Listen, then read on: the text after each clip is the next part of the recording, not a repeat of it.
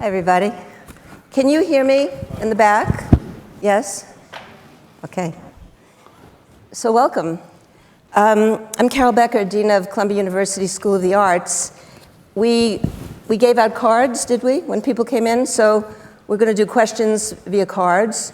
So please, people will come and collect them, but as you're listening and thinking, write down your questions, and then we'll curate them and give them to Olafur and have a discussion right after. So I'm going to introduce Olafur Eliasson.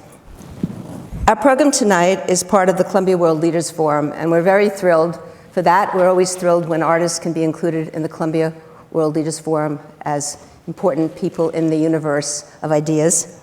And it's co-presented by the School of the Arts and the Forum, the building. It is also one of the opening events of the Year of Water, our campus-wide initiative to bring consciousness to the issue of water and the work that artists and designers and writers and thinkers and lawyers and health workers and scientists and journalists and architects and so many others are doing each day to communicate and, when possible, to help solve the urgent issues surrounding climate change and water in particular. In its breadth, water is perhaps the issue most central to the future of human habitation. We cannot survive without water, and 1/4 of the world's population is experiencing water stress at this time. Cape Town barely dodged day zero last year. Several cities in India are already in that situation right now. The absence of potable water in Flint and now in Newark has shown us up close how negligent we have been about water and how unjust the repercussions can be when we are. Olafur Eliasson, the fabulous Danish-Icelandic artist, was the person that I most wanted to help launch this initiative, and I'm really thrilled that you agreed to come. It is not only his projects that are so pertinent to this concern, it is the way in which he is an artist, positioning himself and his work to engage the world. His practice demonstrates how artists use their imaginations boldly to confront complex and urgent problems while creating community and bringing communities together in action. Olafur thinks big, he thinks small, he thinks global and local. He always thinks sustainable. He thinks poetry, design, beauty, perception, architecture, education, participation, sometimes all in the same project. He theorizes public space, often in public space, and he says things like, art investigates society, and creativity is a fierce weapon. And so it is, and so he does. Within the Year of Water context in particular, there are two enormous Eliasson projects that, of course, first come to mind. The New York City Waterfalls that obsessed me and millions of others during that very hot summer and fall from June to October in 2008, when 90 and 120-foot tall waterfalls dramatically, unexpectedly fell onto the New York harbor. And many of us took the Circle Line boat around Manhattan multiple times just to feel the energy of the water and to marvel at the achievement of making us conscious of the obvious. Water has built and defined New York City for centuries. One of Olafur's spoken goals for that project, like one of our goals for the Year of Water, was to make water explicit so we do not take it for granted. And of course, the second major work that is so relevant is Ice Watch, the tons of calved ice found floating in the waters of Greenland that Eliasson transported to specific cities such as Copenhagen for the 2014 Report on Climate, Paris for the 2015 Climate Summit, and London for the 2018 Climate Change Conference in Poland. These boulders of ice were positioned in the shape of a compass or a clock, time ticking away. Children hugged and kissed the melting ice, put their tongues against it, listened to it pop while 10,000-year-old unpolluted air was released. People cried in climate grief over the ice because we now understand what ice melting on an unfathomable scale means for the planet. Of this piece, Olafur said, "A circle is like a compass. It leaves navigation to the people who are inside it. It is a mistake to think that the work of art is the circle of ice. It is the space it invents." This navigable space designed for reflection and participation is where the art is. Of this work, we might contemplate, as Olafur himself has, are we more likely to act on knowledge or emotion, or perhaps both? Climate scientists and journalists are now asking artists to help move people to make lasting and deep change in their relationship to the planet. They understand that artists work through the senses and can help us to absorb and then act on the deeply disturbing facts of climate change. When Olafur Eliasson's Weather Project took over the Tate Turbine Hall, the experience of the participants became the focal point of massive public discourse. Contact is content, says Eliasson. But even when Olafur Eliasson appears to be working small, his intention is big.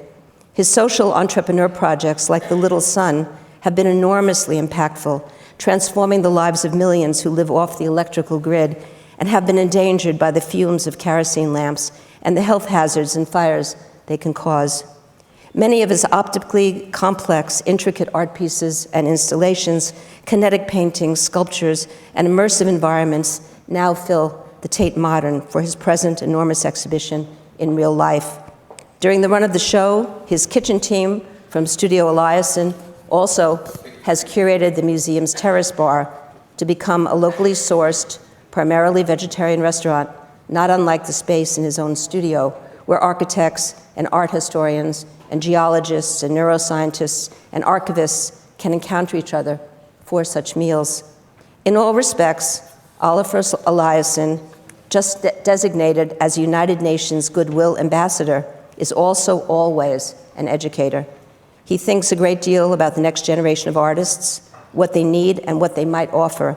He ran a unique experimental art school in his Berlin studio called Academy X, and for many years he was a professor at the Berlin University of the Arts, and he has been an adjunct professor at the School of Fine Arts and Design in Addis Ababa since 2014. There are really few artists with so much to say to the world right now and the ability to communicate it as effectively as Olafur Eliasson. So let's welcome him to Columbia. Thank you.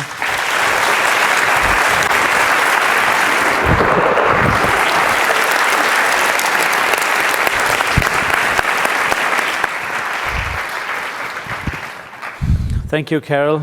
Thank you for having me here, and thank you everyone for coming. Your Highness, Shaker Mayasa, and distinguished guest. Carol was kind enough to introduce herself already, I believe, more than 10 years ago, and since then she's been a robust compass in the complexity of navigating the cultural, should I say, the cultural field, and in particular how the cultural field also interacts with the rest of the world. And I thought I might talk a little bit about that today. So I'm very excited about the fact that I'm here on several agendas. I'm like in the year of the water. There's like, of course, every year is a water year, of course, but it's the climate week.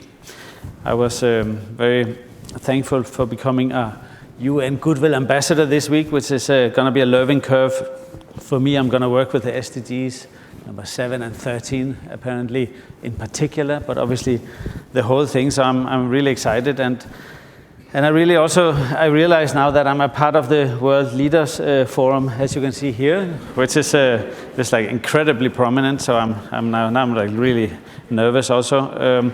But obviously, I just want to express my gratitude for, in fact, being in such good company with all of you, quite frankly. And I think I have a little bit of sort of slides that I brought with me and things that I want to share with you. And I thought I would just start right away.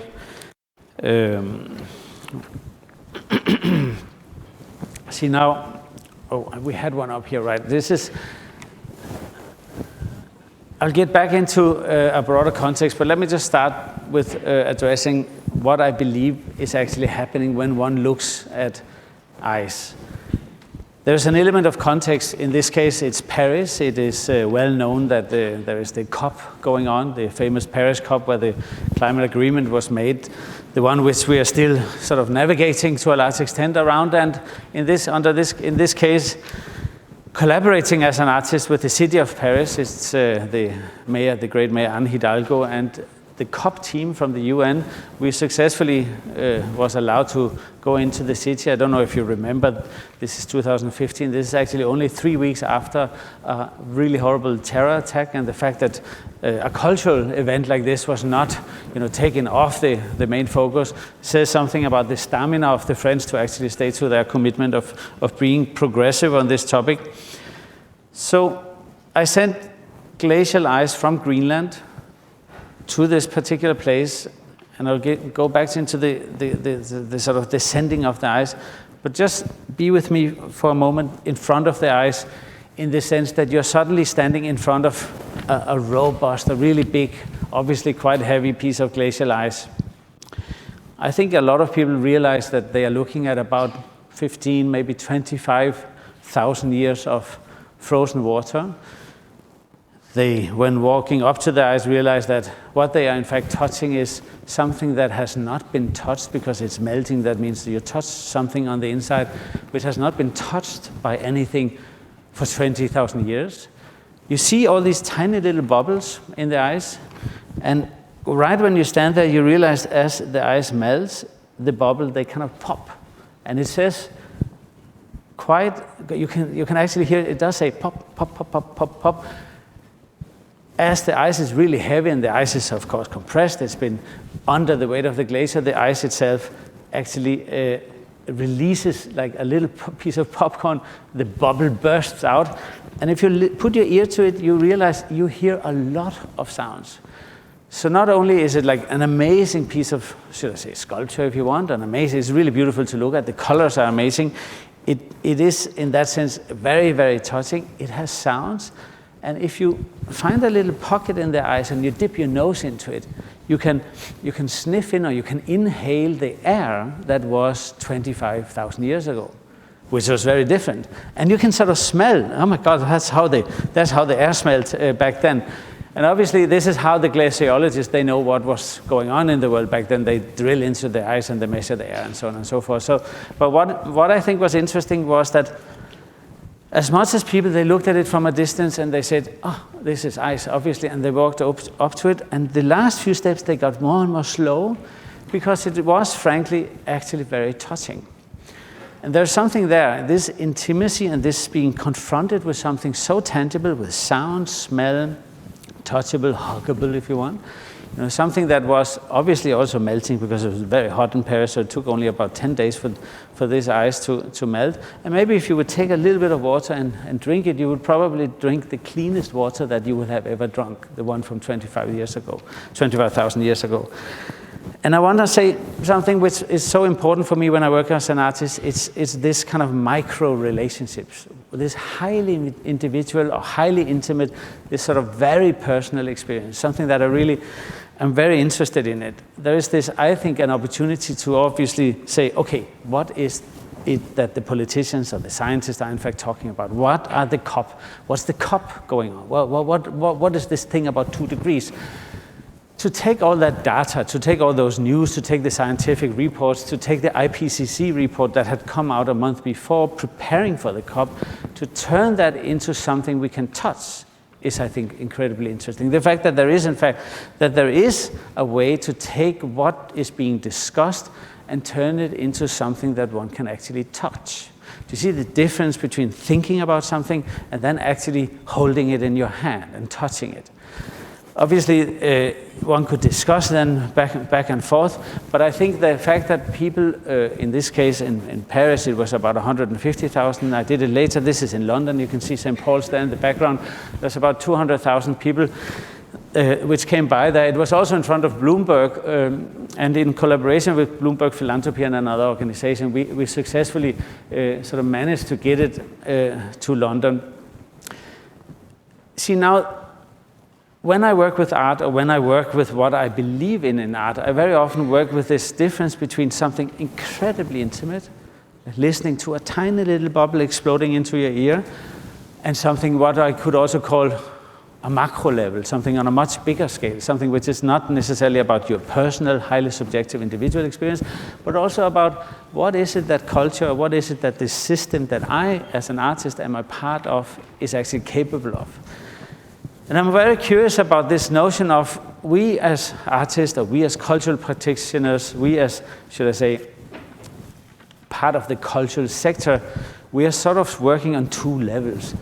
In one way, a writer is writing a book, and on another level, the writer is also a part of a sort of, should I say, a cultural sector. And there is a, I think, interesting dynamic between what is highly intimate in reading a book and what happens when the cultural sector as a system recognizes its own worth or its potential or its structural potential within a greater society. We'll just go back to the, sort of say, the micro versus the macro for a second. One of the particular things underneath touching the ice or listening to it or smelling it, we've now got one level deeper. Right? What is it? What does it mean to be touched? What does it mean to feel that this moved me? And I'm not saying that this is always the case. Obviously, with my art, some people, they walk in and then they say, oh, this doesn't move me at all, and then they move out again. But the potential, I think, lays in this notion of it is as if this work of art, this book, this essay, this dance, this cultural event, this street performance, it is as if it articulates something that I actually wanted to say, but I had not come around to say it yet. I had not also, I hadn't choreographed it, I hadn't given it a language, I hadn't given it a body, I hadn't given it a color, I hadn't given it a sentence. And culture in that sense, not always, but sometimes offers the opportunity to articulate something on your behalf. It is as if it says something you wanted to say, you just had not gotten around to say it yet. Maybe it's subconscious and you're working on it, but you hadn't articulated it. And so sometimes you read a book and you say, oh, this is me, this person, this is what I would have done. Actually, the book is about me. That's what on the deeper sort of micro level, I call this is the listening dimension. This is the moment where culture, in fact, speaks on our behalf. It is as if the painting on the wall actually said what I wanted to say. That it was not me who looked at the painting. It was the painting who saw my not yet articulated emotional need, and it gave language to it. So I leave the painting or the book or the dance or the orchestra, I leave it saying, I was the one who was given space to speak. Right? So this is just like a reversal. It's not me who's consuming, or it is actually me who's being consumed. I'm the one who's in a cultural setting capable of actually feeling included and inclusive. I'm less likely to do stupid things such as in my marginalized, not listen to position, vote for people who are later on will regret that I voted for because it turns out it wasn't really productive in the long run anyway, if you know what I mean. So that's why culture as such is actually, in fact, a space which presents us with a safe space. It's interesting. It's a space in which we feel disregarding that we might not agree. We feel acknowledged. We feel that we are seen. We feel we're listened to. And we feel we are embodied, because a lot of these things, paintings, ice, dance, music, and so on, is physical. It's the gut. I'll talk about the gut-brain axis later, but do you see what I'm saying? The gut and the physical presence is actually something which is more likely to stimulate behavioral change, as Elke Weber might confirm. Oh, hi, Elke. Behavioral psychologists, if we are gonna change our way of behaving or doing things and so on, having a combination of knowledge from what we read. I mean, we should continue reading. I'm not going to leave data behind altogether, but the necessity to take data and emotionalize it and turn it into a kind of an experiential set of knowledge is so incredibly important if we want to stimulate people to actually take a stand and change behavior, we could say, but also simply take action from thinking to doing, thinking and doing with the body, right? So the eye spots in that sense work on these two levels. The two levels that on one side, it's about the simple sort of encounter with something truly physical on one side, but also understand that a cultural event hosts the opportunity, like a forum, like a parliament, if you want, on the street, for people to gather and to meet and to sort of be together, and a space in which it is possible to have different experiences, to disagree, and still be together, which is obviously getting increasingly difficult in the world in which we live.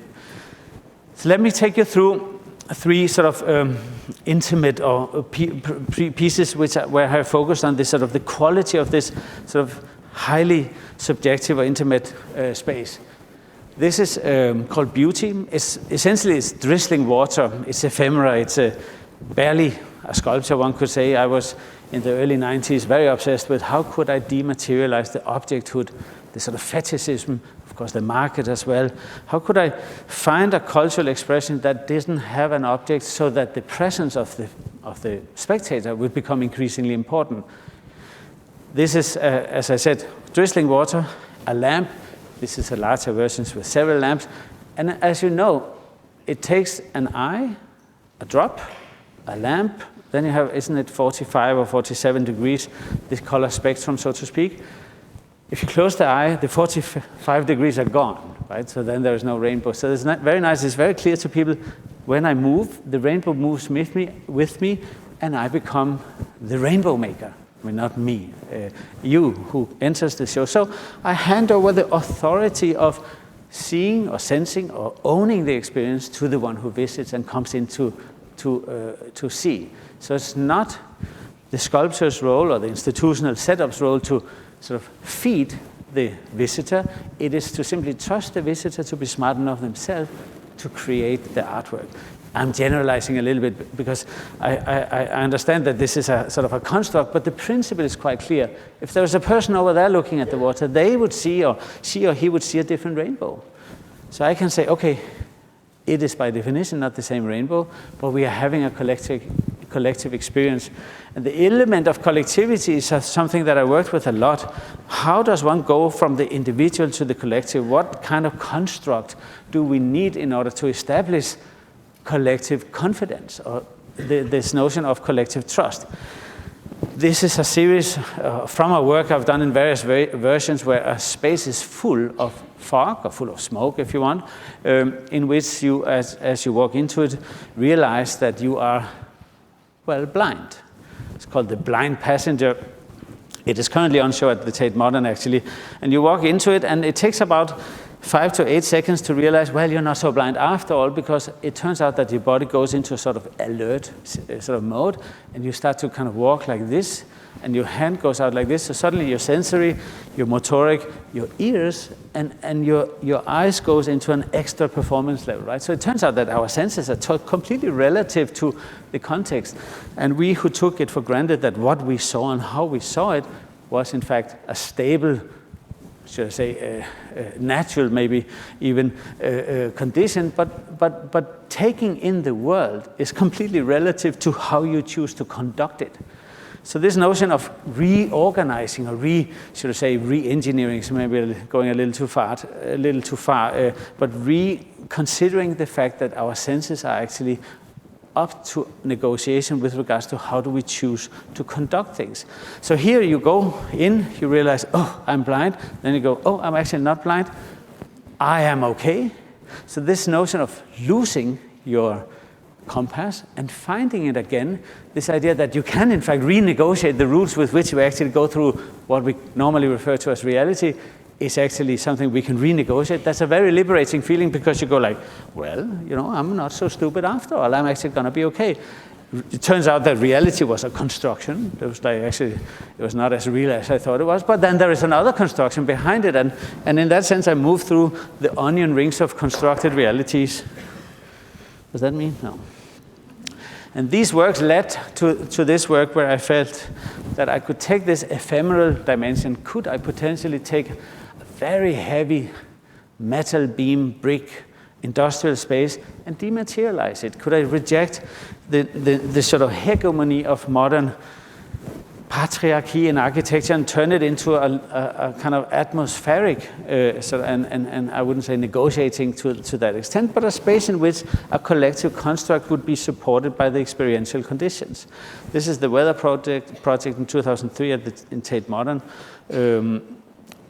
Now it sounds like I only show at the Tate Modern, but as you can see, it was a sort of a experiment in which this notion of how do you combine an individual experience and very different experiences indeed. Some people said I think of a Japanese garden, and it's contemplative, and it's very liberating. I need to do yoga immediately, and some people, they say, oh, it's apocalyptic, it's the end of the world, tomorrow is not going to come, and so on. And they were having an experience together, which is interesting in it as of itself, I think, because the notion of a safe space is as to regards to the macro. Where in our societies do we find the spaces in which we actually feel confident and safe sharing something with people with whom we are not necessarily synchronized with?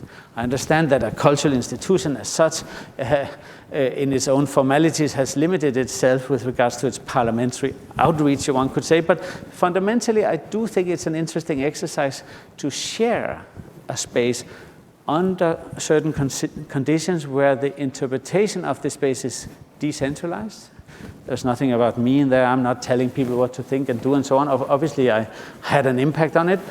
But the notion that people would eventually come up with their own and highly personalized versions of this piece, and they also were allowed to own it. There was no art historian looking over their shoulders telling them whether they were right or wrong. So it was a very liberating, I think, concept that I was very interested in with regards to how do we also conduct and see and engage in the world as such. I'm generalizing, of course, a little bit because a lot of things can be said about these three works that I just showed you, but I think it's themes that I've been particularly curious about, and also things that encourage this notion of, well, we have this highly subjective, my personal experience, how I actually see things, but I also, in the context of that, see that there is a bigger system, there is a cultural institution, and this cultural network has agency. We live in a world where we have normally we would divide it, there's a private sector, there's in Europe at least, a big public sector. There's a little bit of public sector here too, of course, but I mean, private sector, public sector, we have a philanthropic or some sector who does that. There's a lot of synergies between them. There is the question of, is public space actually mine? Do I own it? Or is public space just a spillover for the private space? So the private sector sort of lash into like the shopping malls, or the storefronts, how they sort of take over the sidewalk. It's an interesting discussion. Do I, as a person who lives in a city, feel that it is my responsibility to take care of the public space, or am I expecting somebody else to do it and I'm just going to walk through it without having any sense of ownership? Things that has to do with, do I feel empowered to actually take on responsible decisions with regards to how I am in this space? And this is where I'm very interested in the opportunity when cultural institutions maybe get involved with this discussion, and we talk about, well, what does public actually mean? What does it mean to feel a sense of ownership and say, this is my city, sense of belonging, my identity, how do I see this? Can I do something? Do I get something back? And in that sense, I became more and more involved with questions of how do we experience architecture, and I've used then landscape or nature or different experiences of nature to explore this. These are some older works. This is actually from, I believe it is all the way down to 2001 or 2000, where I, together with a landscape architect, or actually a horticultural scientist, did one floor in Kunsthaus Bregenz here by the architect Peter Sunter. One floor is duckweed. The idea was some sort of bacterial, should I say, soup. And you know, as much as we want to admit it, we are ourselves full of bacterial stuff. Right? We wouldn't digest, we wouldn't sleep, we wouldn't do anything pretty much if we were not, to a large extent, full of all kinds of other non-human, or maybe the definition of human is actually including all that bacterial stuff in us. I have more in common, it turns out, with my dog Vigo than I would like to admit, as Vigo is full of bacteria as well. Not exactly the same, but pretty close actually. And in that sense, I started, should I say, taking my interest in the ephemera, the experience of landscape, and go even further into this sort of intimacy. The one lower floor here is it's a soil floor, like rammed earth, and it is slightly tilted, only 1.5 degrees. So when you walk through it, you go like, is it straight or is it not straight? Then you start walking and you go like, ooh, that's funny. It is with my feet, I can see it is not straight, by walking on it. So the time it takes for me to walk across it and so on and so forth, and of course at some point you realize it is actually a little bit tilted, but this notion that the spatial conditions are in fact based on the time you want to spend going through it, and the physical uptake, the smell of the earth and the kind of stickiness of the air in that room in general, and just quite frankly, the subtle destabilization of constantly having to take that other step, because we take it also for granted that the way we walk and move and organize our physical activities is just natural, but it's not. It's obviously completely constructed in architectural sense and so on and so forth. And it's nice to refer to Sheikh Mayas's new museum in Qatar. It's not just your museum alone, I understand that, where Jean Nouvel, the great architect Jean Nouvel, has undulated the floor just a tiny bit, and you look in the space and you go like, this is funny. And then you realize the one chair, this leg is actually a little shorter, otherwise the chair is not straight. I said, wow, that's a lot of work to cut out all the chairs. They can only stand. No, but it's interesting because when you walk around, you disarm your physical construct on the physical laws. And this is so small and intimate. And of course, there is the history and architecture of the magazine called L'Oblique, this land by Virilio and Claude Perrin. And in that sense, Herzog de Meuron, when they did this, they ramp into the Tate Modern, they said, this is the Oblique, like Claude Perrin, and that, you know how you sort of fall into the Tate Modern, that ramp. The destabilization of our physical components is, I think, an interesting and very explorative opportunity. See now, let me pop you through. This is the Versailles, in the Versailles garden. Actually, it's Persephone up here, the goddess of, isn't it agriculture, I think? Agriculture, and her mother, Ceres in Roman or Greek.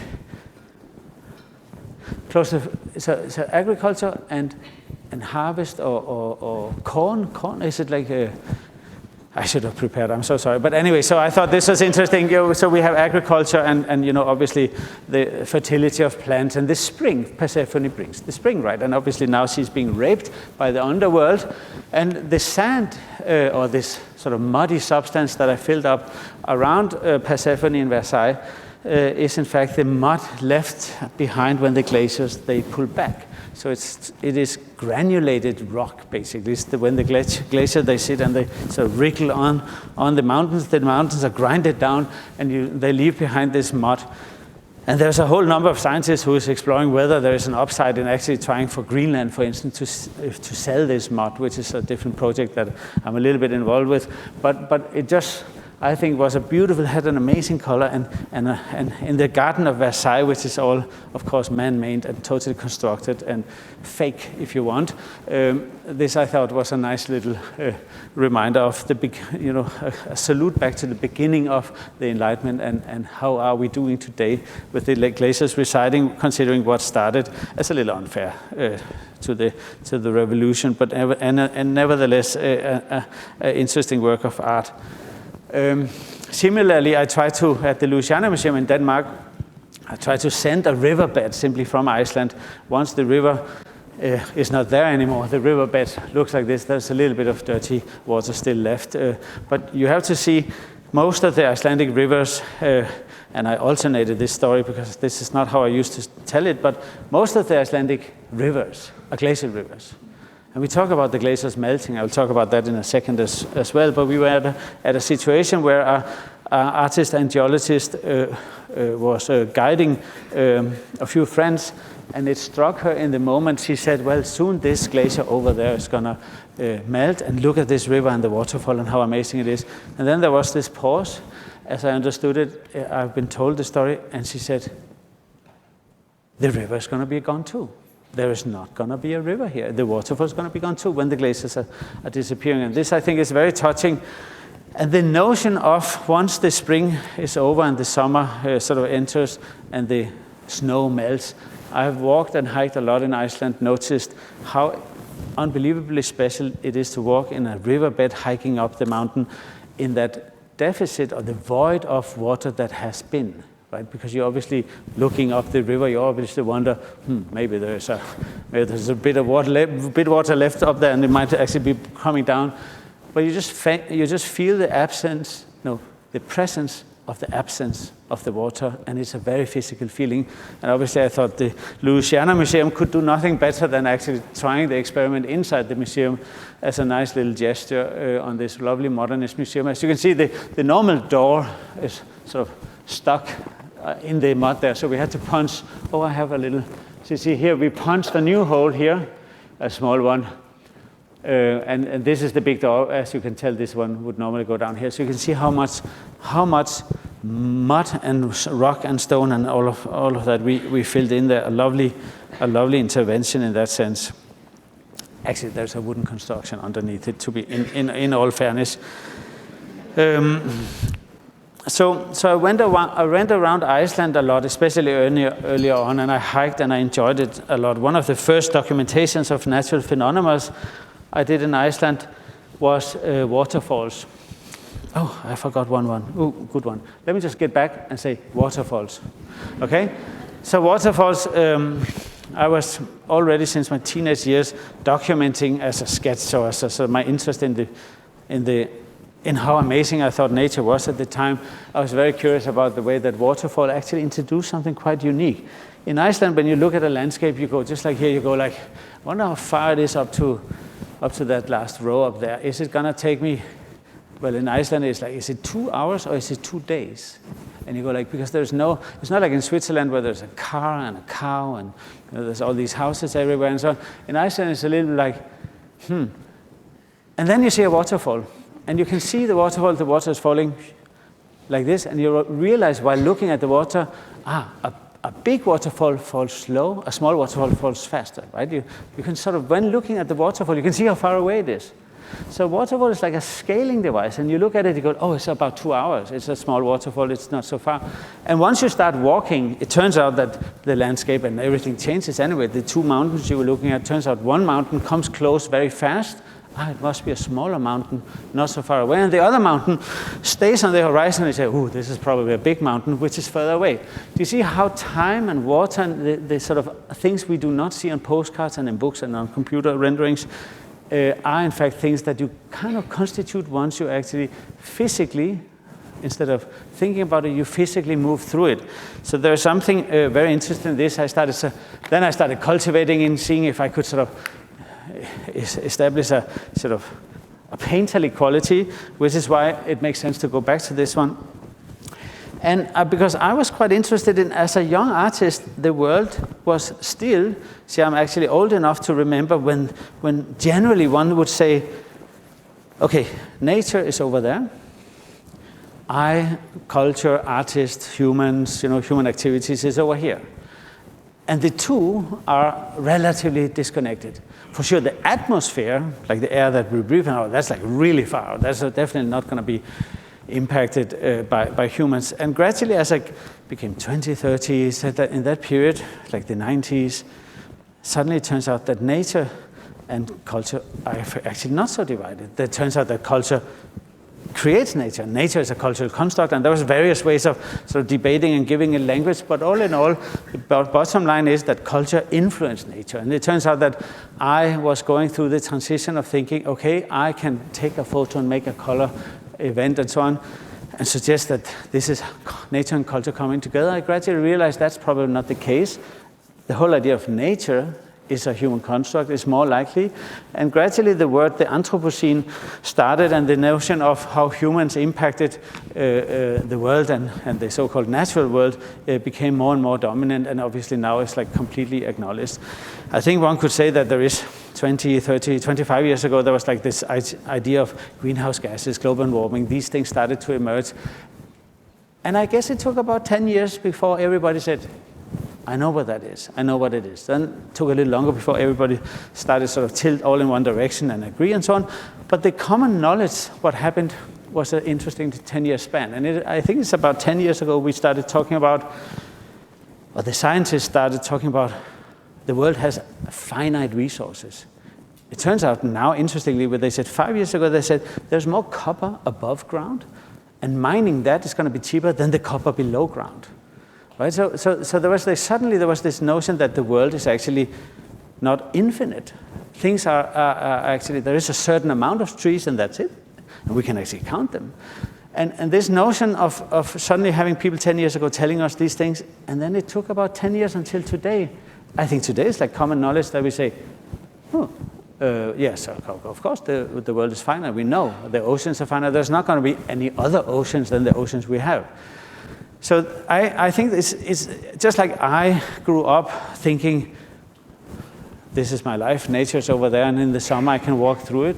I realized later in life, I was actually nature myself. I am nature. All these bacteria I was talking about before in my belly are natural too.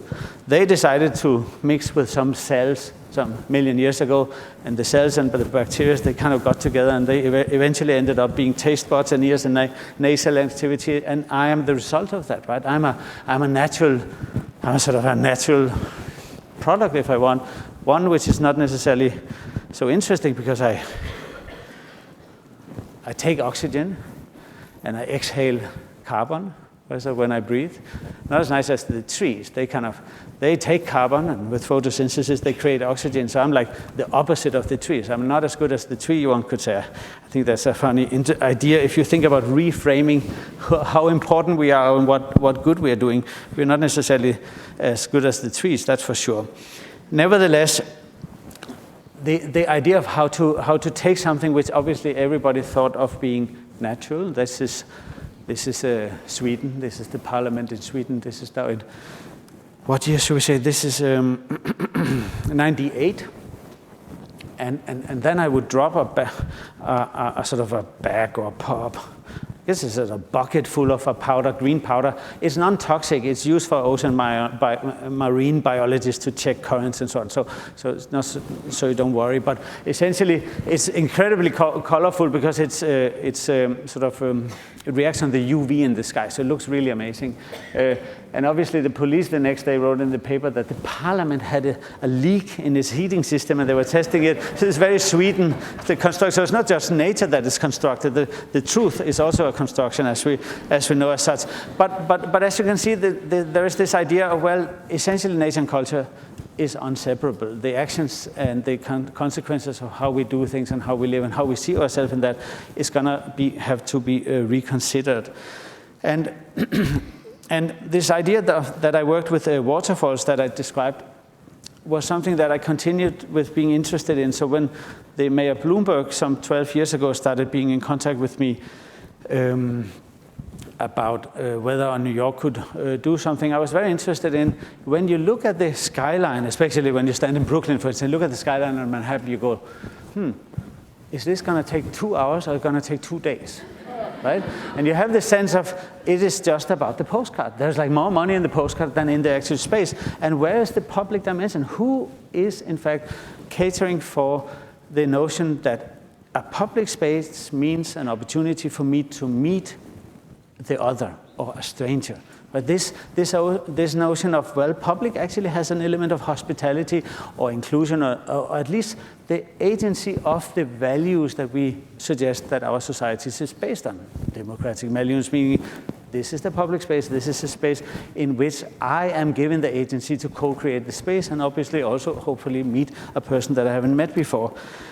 And in that sense, I spoke to Mayor Bloomberg at the time about sort of introducing an ephemeral dimension that would allow for adding scale. So one of the great opportunities was to look at the Brooklyn Bridge, under the Brooklyn Bridge, and look at the bridge and go like, boy, the bridge is really tall. It's funny because another one can say, oh, it's a really tall bridge. You can also see how far away it is. So we say, oh, the East River is so and so over. It is so wide. Right? So do you see how there is a scaling element? Because you look at a skyscraper, you say, oh, this person really thinks high thoughts of himself or herself. And so there's another agenda going on there. And in that sense, I was somewhat curious about what could a natural phenomenon like a waterfall, obviously constructed, just like all the other waterfalls I showed earlier with the colors, right? They're also going to say, this is a scaffold like the one you have on every street corner. Well, even also around the blocks in New York, everywhere, as you all know. So there's, I think, a sort of experiment with suggesting, well, nature and culture is completely integrated. Small waterfall currently in London, behind Tate Modern, or behind, this is the front turning south.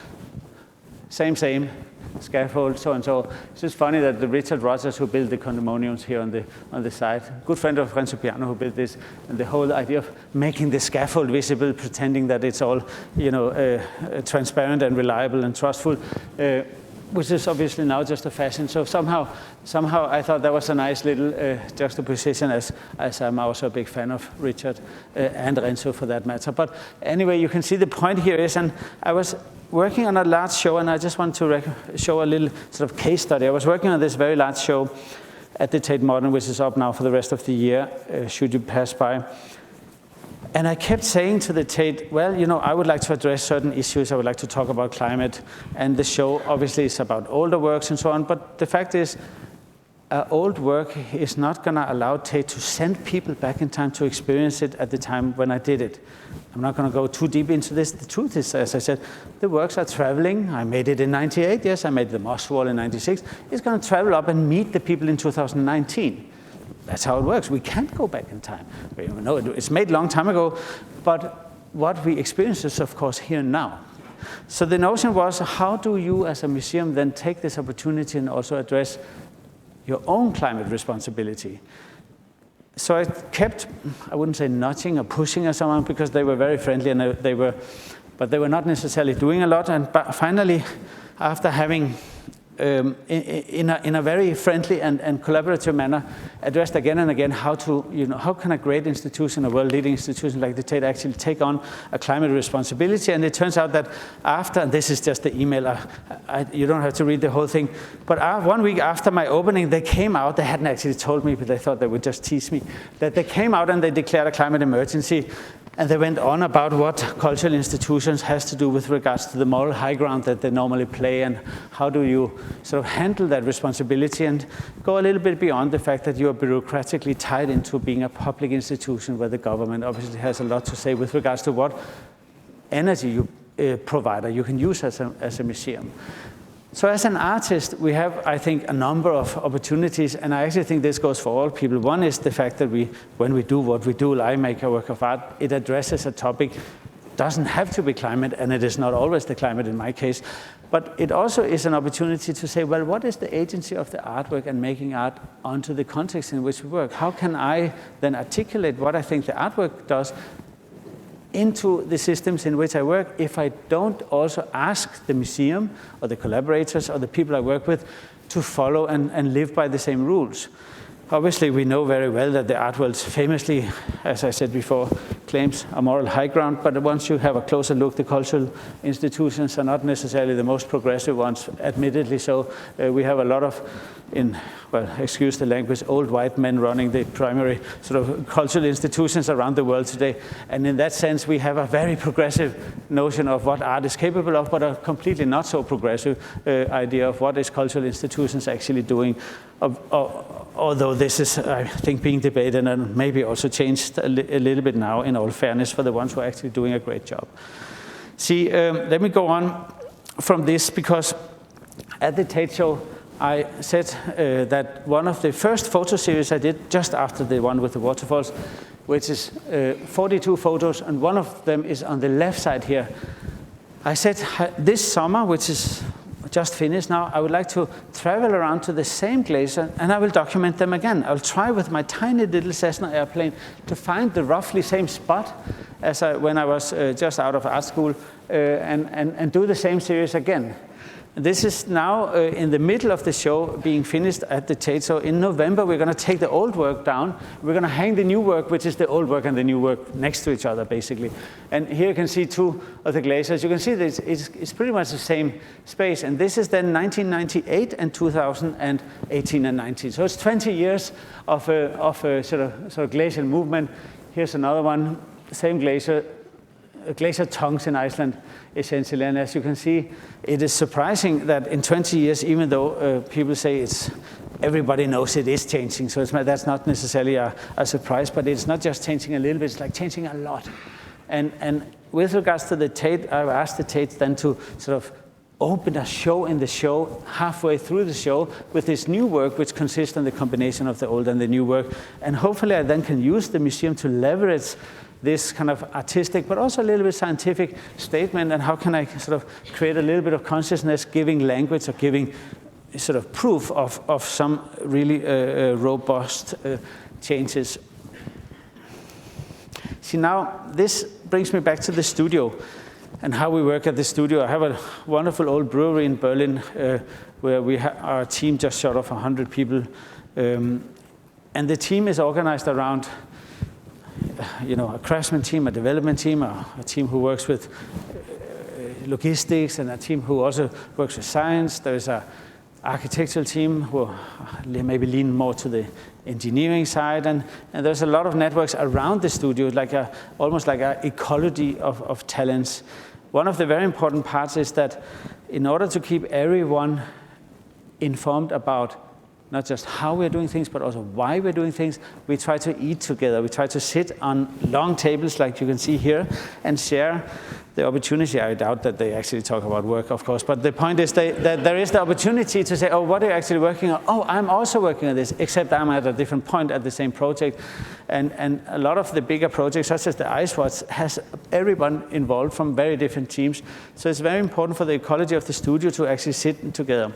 But what is maybe even more important is, of course, that food and making food together, and under the great guidance of a group of cooks and chefs who are to be credited well beyond my skills, we sort of bring attention into the fact that what is outside of our body is also what goes inside of our body. And the cooking and the eating has, of course, widespread consequences. And it's a great opportunity to use this eating experiment to actually address questions of the environment and the climate, and how things are, in fact, organized, whether it is on the external agro planning, or it is the bacteria in our, or the livelihood in our bodies, or the livelihood of our bodies, I should say.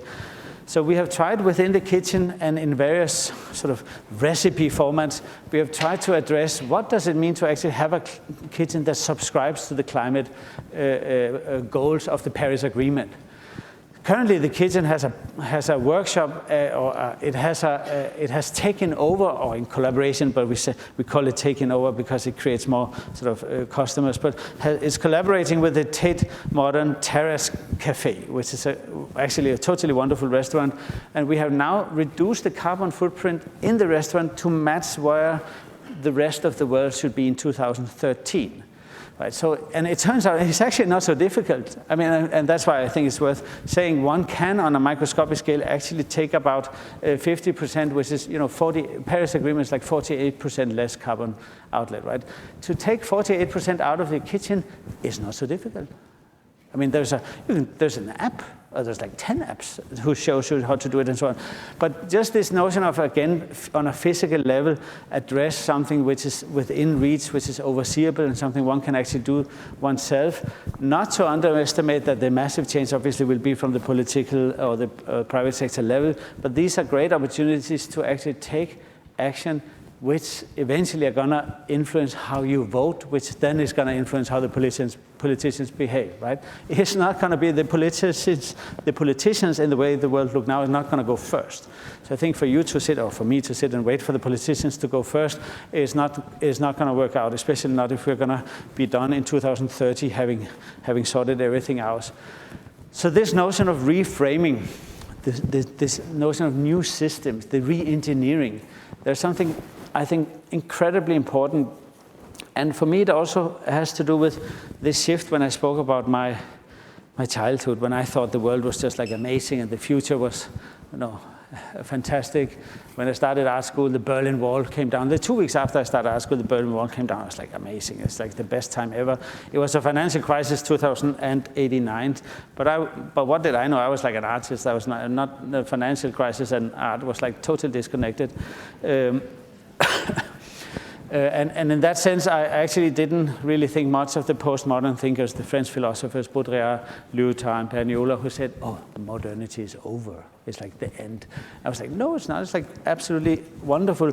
And I came to New York in '90. It was very important for me. Met saw the works of Felix González Torres, Katie Nolan. They're just the people who came there in that era where suddenly a more subjective and very personal experience of the world became the center after the so-called inflammatory 80s and so on. So in that sense, the notion that I had a punchline. I completely lost the punchline here. I was like, the 90s. What are we looking at? No, the idea of reframing, the fact that we had to reconsider. Oh, now I'm back on track. The fact that we had to reconsider: are we navigating our presence? I mean, here and now, based on the past or based on the future? And so there was, as much as there was this division for me as a child, culture, nature, and they came together, there was also a translation, but because we normally would look to the past for the successful models that had in fact created all the successes, and by all means modernity is a pretty long success story on many accounts in terms of eliminating poverty and education and so on, but it also had a few pretty robust failures, as it turns out that our world is suddenly seemingly on its way over the edge, right? So I'm curious about what does it then mean to say, okay, let's see if we can navigate our presence based on the future imaginary, the future, let's say, hope, and not the past. And I think this was a significant change for me right there in the 90s, where I started looking for, well, who in fact has confidence in the future? I looked for utopian architects, Buckminster Fuller, experimental architects, anthroposophic thinkers, Lovelock with his Gaia theory, as much as the esoteric ideas was completely annoying. There was Lynn Margulis and her symbiotic thinking and so on. There was actually a lot of progressive people. And once you took away all the new age hurly-burly, it actually turned out some of them were wrong. And Bruno Latour, who became incredibly influential for me, a sociologist, French philosopher and sociologist, influenced me a lot in this notion of nature culture. He said, there is no outside. There's only this. I cannot be over here and talk about the world over there. Talking about the world is worlding. I am a part of the world, out of which then the object ontology, triple O's, the philosophers came, Timothy Morton, Graham Harman, of course, Donna Haraway, amazing book about new ways of dealing with ecology, Staying with the Trouble, I believe her breakthrough book is called. So these were people who became very influential for me, and they taught me on how to actually start to make modeling other alternative futures. Of course, I very much was curious about, maybe it turns out the architectural norms, the central perspective, the systems under which we had organized everything, introduced power structures, structural power structures, things we didn't see, things we took for granted. We made the mistake and we thought, oh my God, this is probably defined by God. Divinity, beauty is something which is external. No, it's not. It's completely constructed, and if we dare, we can reconstruct it, or we can change it. I was interested in this notion of madmen. Now, obviously, I didn't bring the quote, but it takes the madmen of yesterday to have the courage to act on great clarity today and to invent the future. I'm repeating a quote from a few days ago. Who was it again? Thomas Sankara. Thomas Sankara, right? There you go. Thank you, love. So this notion of actually daring to invent the future, and I went into great length on spatial experiments, and this is what happens in the studio. And I just want to drag you through a few buildings. I did the top colorful part there, a rainbow. Why not live in a rainbow? Or the crystalline cladding of a concert hall and conference center in Iceland, where the inside was done by Henning Larsen Architects in Denmark. Or this one, where I was lucky to get to do everything together with the SOS, an architectural office that I founded in my studio together with my long-term studio partner, Sebastian Beeman. It's in Denmark. It sits in the water. And if you notice, now I can do it. See, the water sort of floats in here, right? See, it has no. So the building is actually up here. Of course, there's a bit of floor in there and so on. But and the last one is a public space in Denmark, a bridge, where I'm trying to propose that maybe the bridge is the space, it's not just the crossing, and and so on and so forth. So these spatial experiments that I work with, and with regards to experiential conditions, and maybe renegotiating the way that architecture and modernity and Renaissance had taken away the agency and introduced a hegemony or authority on you have to stand here, otherwise you don't have the best view. But by the way, this is only for the king anyway, so you should stand there. And this notion of authority and so on, maybe we can decentralize the authority in the experiential sense and go a little beyond phenomenology and say it is how you conduct your own reality that constitutes the spaces. So public space is the reaction to how we actually choose to be spatially active.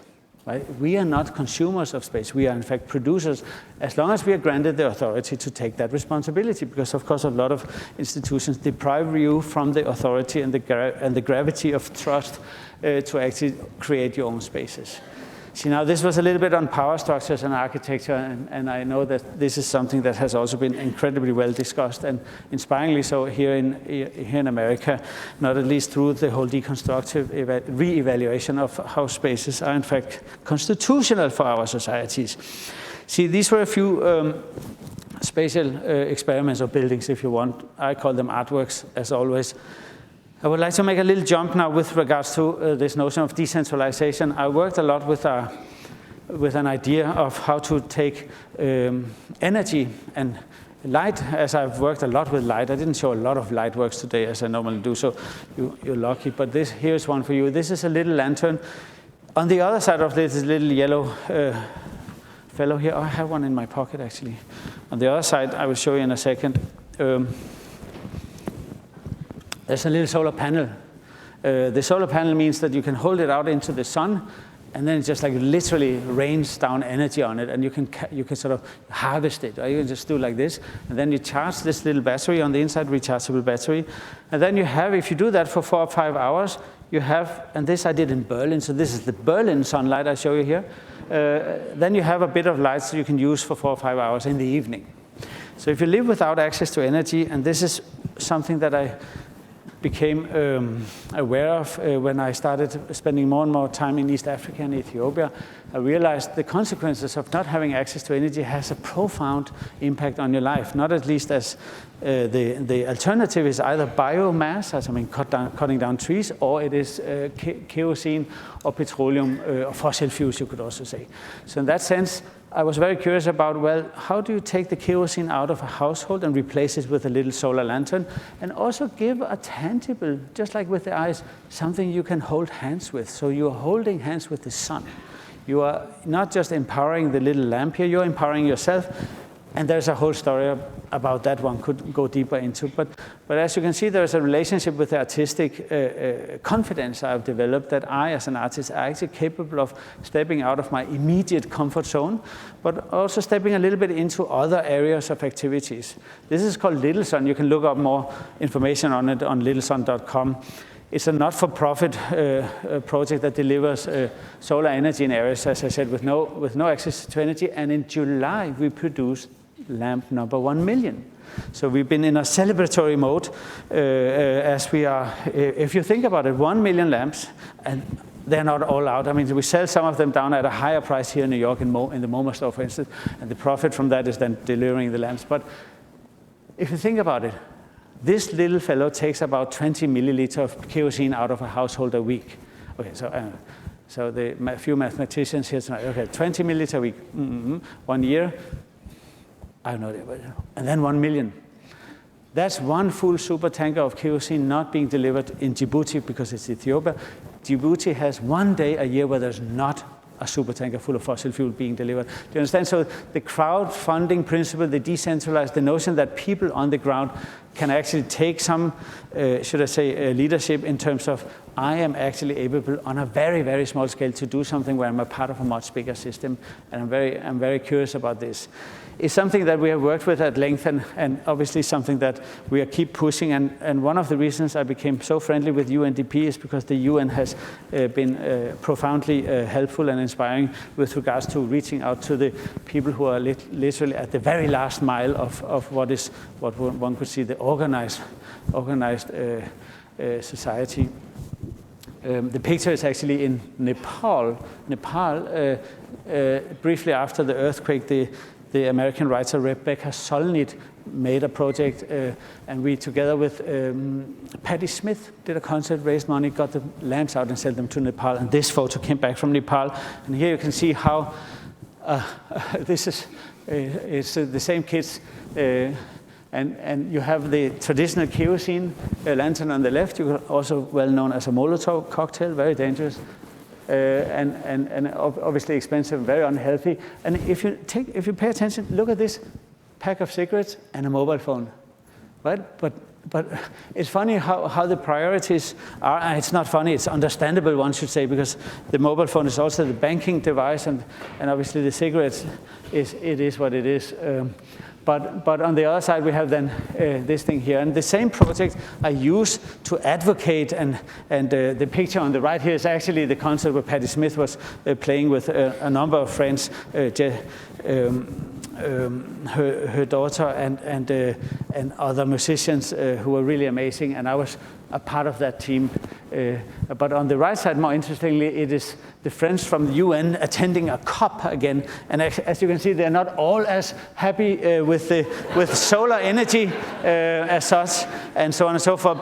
But it's just to say that with regards to how Little Sun is working, we work within awareness and campaigning. We're trying to campaign for green solutions and so on and so forth. And this idea of a collective experience here, everybody, and I'm trying to sort of do the prairie grass, you know, and the whole thing, then filming it and making a film. I should have shown you the film, but you can find it on our homepage. And then on the other side, the sort of the COP and being out there with the decision makers and so on and so forth.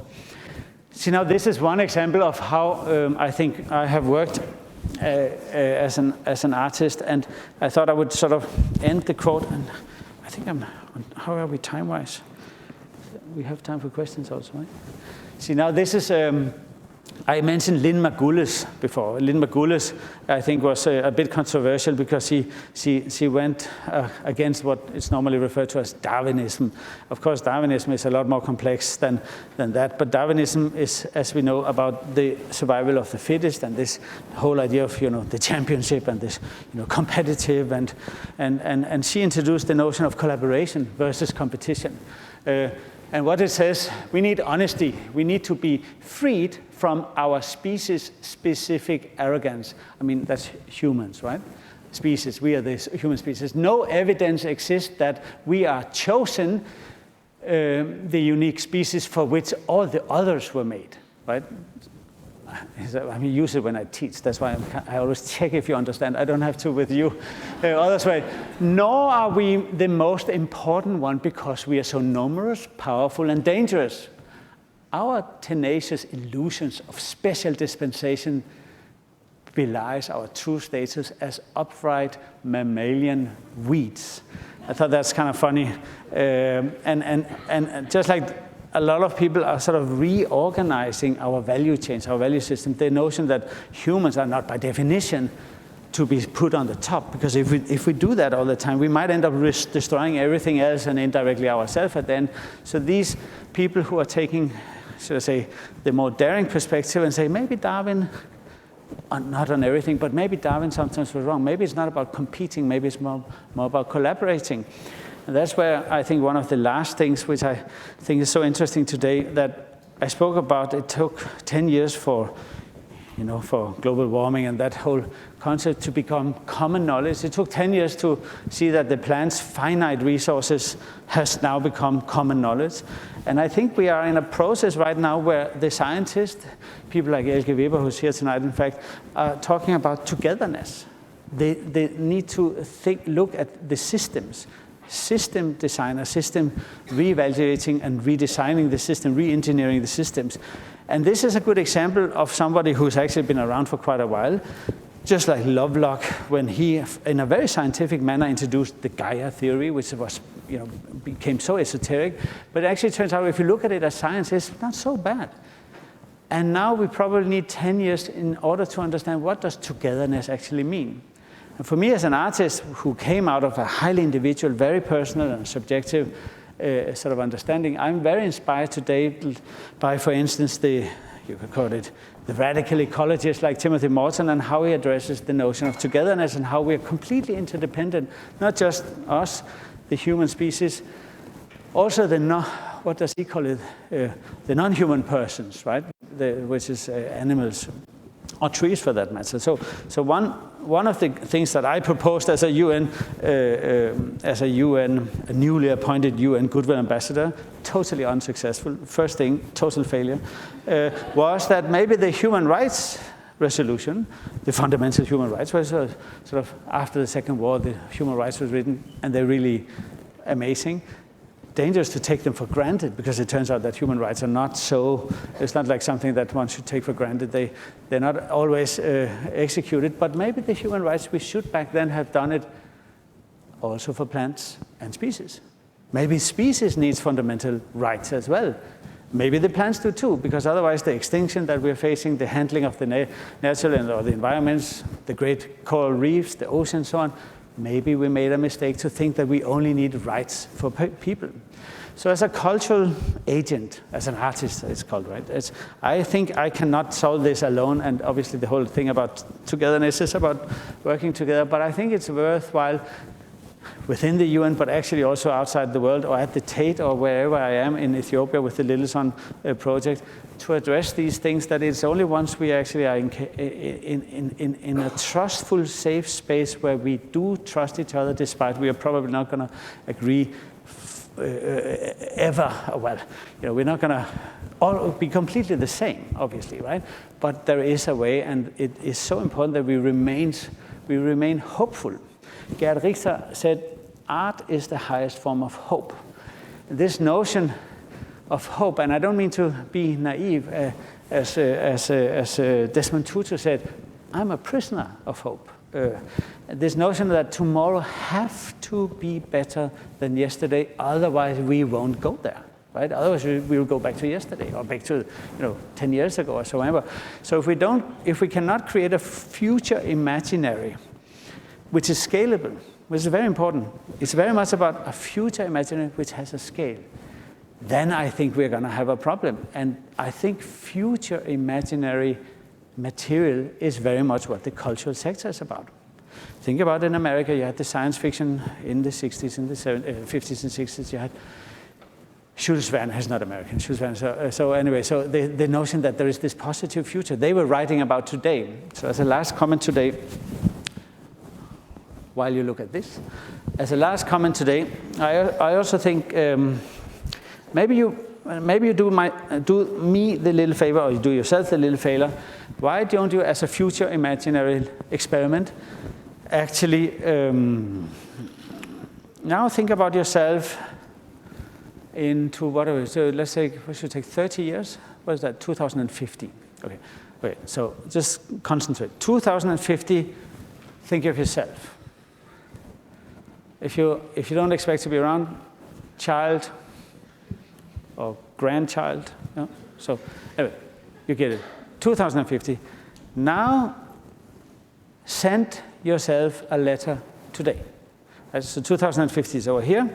I'm going to write, "Hi Olafur, how are you? Hope you have another. I have a few things I would like to ask you. Knowing what you know," this is my letter, you can write what you want, right? Well, knowing what you know in 2019, you know what's going on to the world. And you know why the world is doing what it is doing, right? Because you're doing what you're doing, right? You know the reason to global warming, right? You also know what to do, right? You also know how to then react and handle and vote or demonstrate or join Extinction Rebellion or however, right? You know that. Then you can ask yourself, did you do it? What you know you have to do, right? It's very interesting. Did you turn thinking into doing, or knowledge into body? Did you take your mind and combine it with your gut? Oh, I forgot that, the gut-brain connection, right? That's actually Magulus that you had before, the bacterial gut.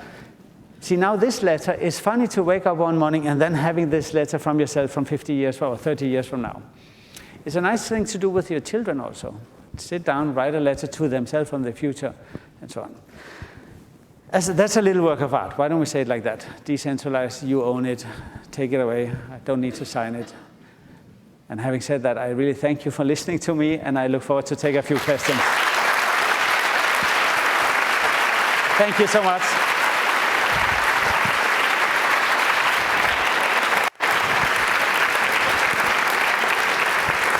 So, thank you. Thanks a lot. You want some questions? Yes, so how did I use all the time? There's a little time. There's a very little time. You want some questions? Yeah, absolutely, yes. Okay, all right. So, Wanna sit? so we sit here? Yeah. That's my They name. put a name thing, so we, okay. So, Yeah. that was fabulous. You are an educator, as I suspect you are, absolutely at your core an educator. Come to the question. So I'm going to take the prerogative of the chair for 1 second and just ask you,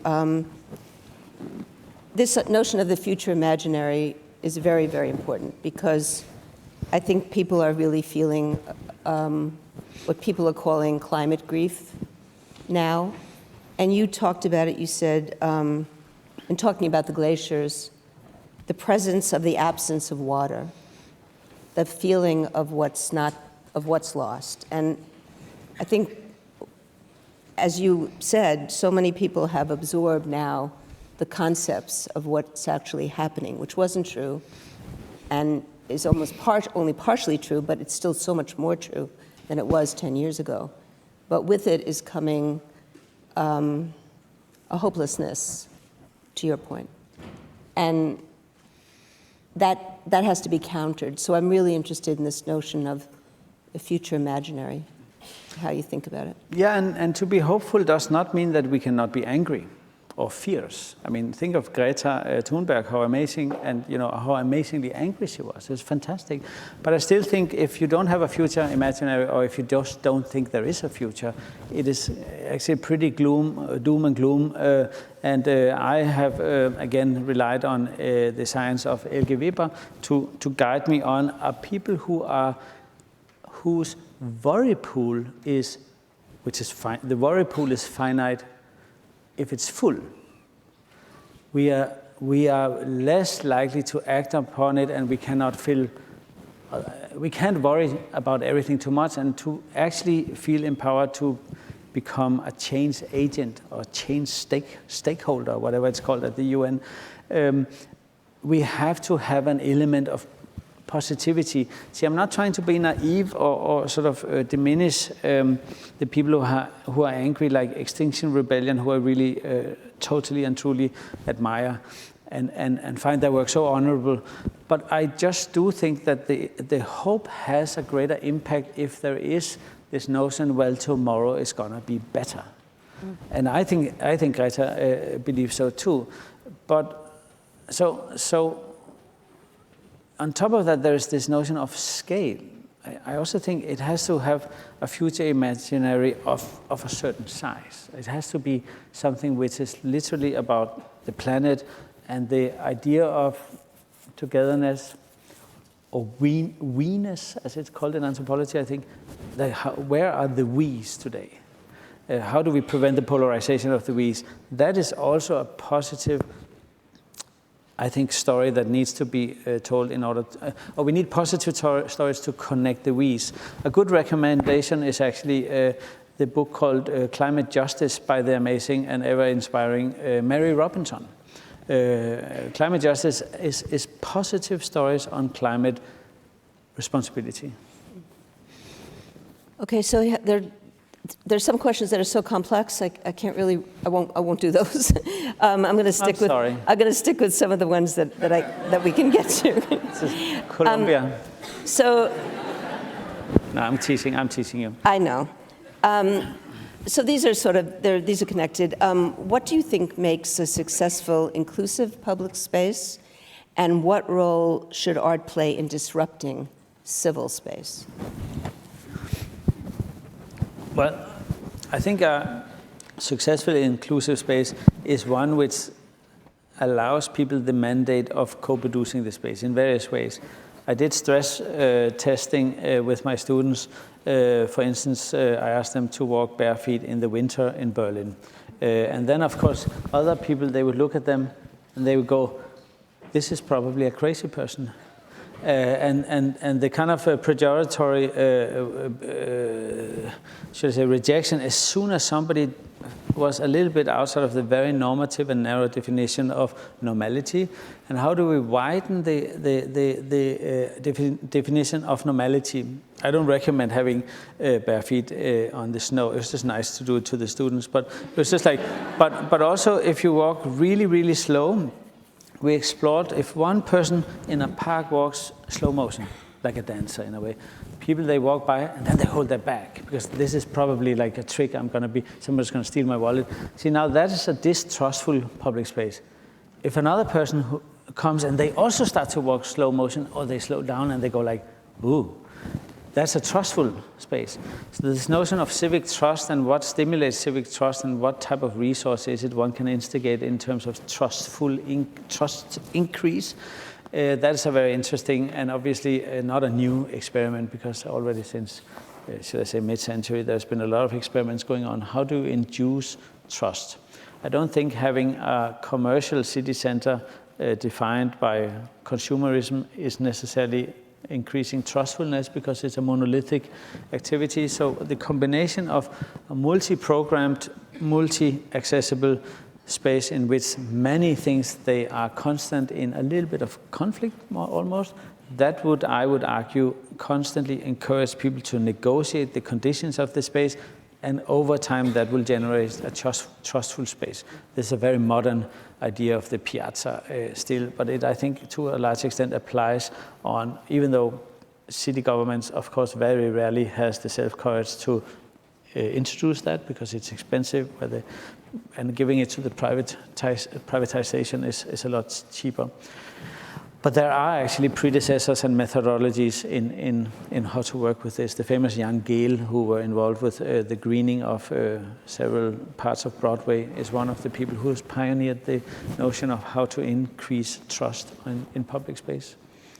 There are several questions that are related, I think, coming from artists in the room, about your feeling, should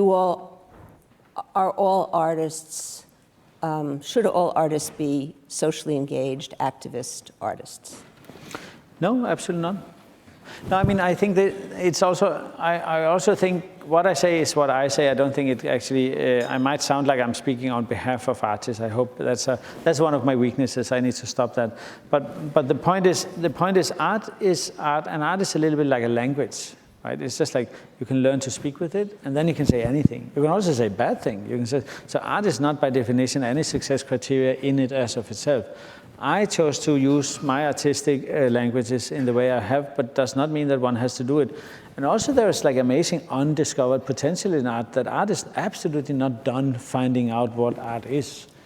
And there's like so much to do still. And one of the great things that art it can be so slow. It's like so unbelievably slow, and so liberating to see something that takes days to understand, whereas all the news and the world and everything else is like literally on the clock, like on the minute. So I think that one of the rarities in our societies today are long-terminism. Like long-terminism meaning that things are in fact not about immediacy. So all the politicians are about immediacy, right? It's like they cannot think further than a week or two, or maybe the next election, that's the absolutely longest. But think of a politician who actually says something about 20 years from now or something. Of course, we have a little bit of climate resilience in the public sector, increasingly, not enough. But art, I think, has this notion of long-terminism. You have artworks which are maybe 50 or 100 years old hanging in people's homes, and they are so fresh and amazing and unbelievable that you think they speak to you in such a contemporary way. So I think art has so much to offer. I have chosen to use my work the way I do, but that is not a success criteria at all. I think there's a lot of pressure in the education of artists environment to justify work as socially conscious, socially related, and that certain kinds of experimentation of form, color, and sensuality are sometimes not as acceptable now. I think you probably see the same in Berlin. So it's also coming out of the academy and programs and the way the programs are defining themselves now. And that the notion of social engagement can become quite narrow. And I think that's what the questions are coming from. Yeah, these are interesting topics, and I mean, art education, to what extent it actually caters for the art market, or the students unwillingly are unable to reflect beyond the market, and where social activism is not necessarily a strong career path. If you hope to have a gallery as your liaison, and you also hope to be a social activist, it's probably going to be difficult unless you work with a great gallerist like I do. But in all honesty, I think the art market deprives young artists from their social courage. And this is, I think, a massive factor also in the art education. Of course, you are the exception, but there are no exceptions, Carol. The truth is, it sneaks in everywhere. It's like the students bring it in their breakfast nutritions. So, okay, another direction. How is your practice influenced by Indigenous voices from around the world? I'm not, I would like to think that I primarily work within a typical Western, narrative. I have not been able to refer to, with any authenticity to indigenous things within my work, because they are not things that I'm familiar with. I've come to appreciate the fact that the world in which we live has many truths and many realities, and the indigenous ones often hold the longer end of the stick with regards to how to live symbiotically in harmony with other qualities of nature or livelihood as such. So I would like to think that I'm a tolerant and respectful person when it comes to indigenous, should say, models of truth, but I have not directly referred to. I heard the other day that a way of saying hello is like, "How is your nose doing today?" I mean, how does it smell? How is your nose doing? No, so the smell would be a reference, and which of course now I thought was incredibly inspiring. I need to find out where is that, and so on. So, but I also just need to say that I grew up within a certain culture and ecosystem and faith-based induced society, which has influenced the values that I have. I'm going to ask you two quick questions because we're running out of time. So, and here's a question: what piece of artwork most surprisingly moved you, and why? What type of artwork, or what? What piece of art? Like, what comes to mind when you think? I think that's what this means. So I mean, so it changes all the time. I mean, when I was a young student, I actually went to the James Turrell Sky Space out at PS1 in Long Island, and I was like sitting, and I was like, I looked at the space. I was like, why is all these people sitting on this bench looking up at that blue painting? I was like, my God, this is so funny. And then I sat down as well because I was like, I have to do the same. And then an airplane flew over, probably going to LaGuardia, and I was like, it's a hole. and I realized, oh, this is the guy with the, I just didn't even believe what I saw. It's like amazing. It's amazing. And then I grew a little older, and gradually, I mean, today I saw a de Kooning drawing, which must have been among the most beautiful things I've seen. You can just see how the hand has been dancing. And you can sort of see the hand and the idea of a hand dance.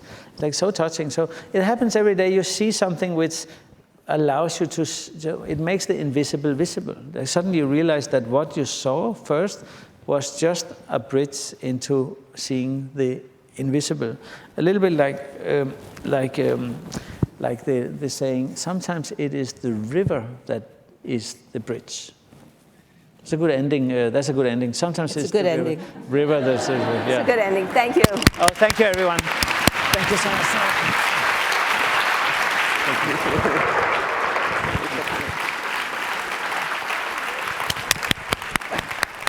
Thank you.